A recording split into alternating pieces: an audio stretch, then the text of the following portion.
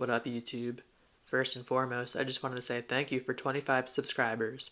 I know it isn't a large number, but I'm really excited that I have people interested enough in my content that are willing to subscribe. It really means a lot to me. Now with that out of the way, in this video I'm going to go over my predictions for Rookie of the Year, Sixth Man of the Year, Most Improved, MVP, Defensive Player, and Coach of the Year. Let's get right into it. My Rookie of the Year prediction is Paolo Banchero. Banchero was the #1 overall pick in this year's draft, so maybe it feels like a little bit of a cop-out on my answer, but Banchero is a really talented player who's going to get plenty of opportunity to shine in sunny Orlando. He's a 6'10" power forward who has plus handles for a guy at his size. He averaged 17, just under 8 rebounds, and 3.2 assists a game at Duke. At least in college, and this could change in the NBA while facing top talent, he was a walking mismatch. He is too fast and fluid for most bigs to defend him, and he is too strong and physical for guards to guard him on a switch. Banchero knows what spots he likes, and he can get to them with ease.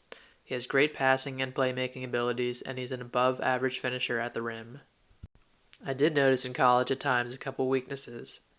The first being a lack of intensity on defense, but for now it's a clean slate. Not every top player cares about college basketball and sometimes want to preserve their energy, but it is something to keep an eye out on. The second is that he was not the best three-point shooter. Banchero only shot 33% from college. His stroke is pretty smooth, so I don't think he'll have a hard time transitioning to the NBA three-point line.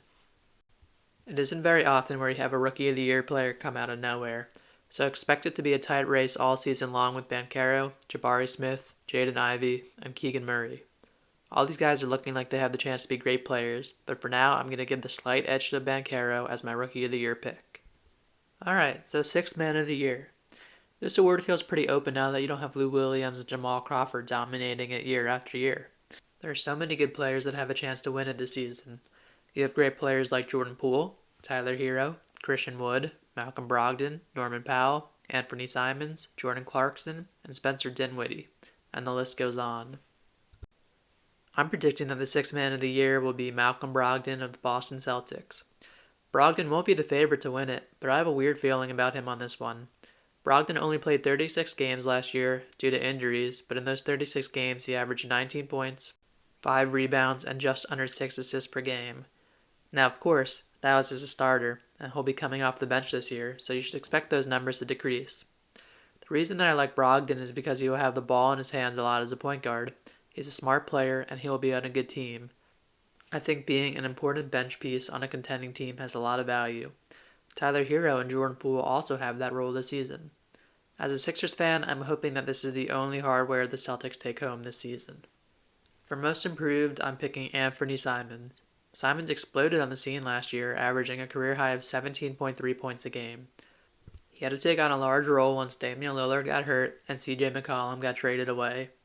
This dude is a pure bucket, shooting over 40% from 3 on high volume. He's still only 23 years old, and he should be a very big piece of the Blazers' offense moving forward.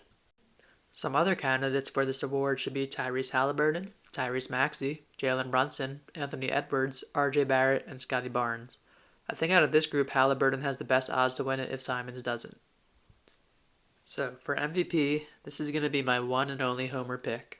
I'm going to pick Joel Embiid to win the MVP. He's been deserving the last 2 years, but it's also hard to argue with what Jokic has done. As long as Embiid can stay healthy, you should see him put up at least 27 points a game and averaging a double-double and sprinkling maybe 3 or 4 assists a game.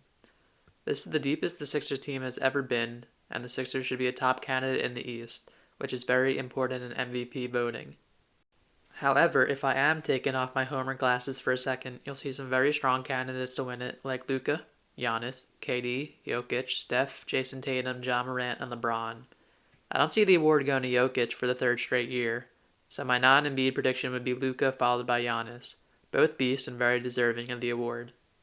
My Defensive Player of the Year award goes to Rudy Gobert. The 3-time Defensive Player of the Year winner will look to make it #4 this upcoming season. Only Dikembe Mutombo and Ben Wallace have won it 4 times in NBA history. And quick thoughts and prayers to Mutombo as he is entering treatment for a brain tumor. We're all hoping for the best for him. At 7'1", Rudy Gobert covers a lot of ground, racks up over 2 blocks a game, and has great team help defense. His biggest competition for the award will be Bam Adebayo, Giannis, Robert Williams, Draymond, Ben Simmons, and Marcus Smart. If the Timberwolves have a strong season led by his defense, I expect him to take home this award. Last but not least, my Coach of the Year winner is Ty Lue.